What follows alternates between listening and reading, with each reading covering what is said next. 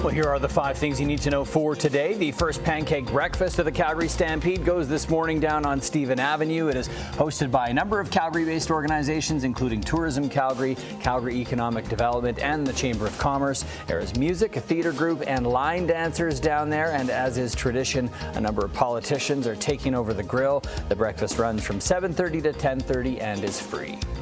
They're just not listening to us. The UCP is not listening to us. We've been campaigning against the Grassy Mountain coal mine. I want to hear from the Agriculture Minister his concerns around the water quality in Alberta.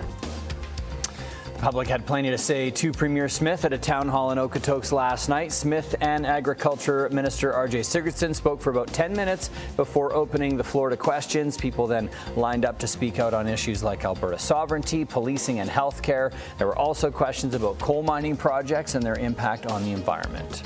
Really not expecting it to grow outside its current boundaries. Ike Creek wildfire near Lytton, BC is now being held after people nearby were briefly forced to flee. Officials in BC say the fire started Monday.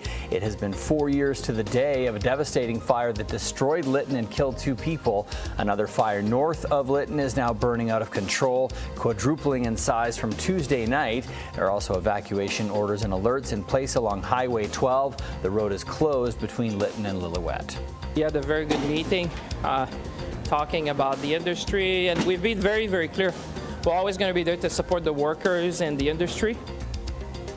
Prime Minister Carney meeting with auto industry executives during ongoing trade talks with the U.S. Talks were centered on U.S. tariffs and ways to protect Canadian supply chains from the U.S. trade war. The U.S. president has repeatedly said his country doesn't need Canadian cars and wants to see automotive companies move all production south of the border. They've already imposed 25% tariffs on cars made here, with carve-outs for parts built in the U.S. After the meeting, it's also not clear whether Ottawa will keep the electric vehicle mandate by next year. 20% of new passenger vehicles sold in Canada are supposed to be battery-powered or hybrid.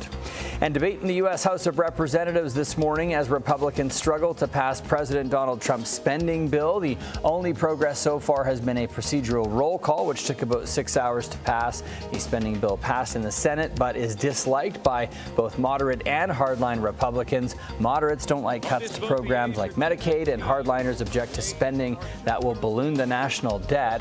President Trump wants the bill on his desk to sign by the 4th of July.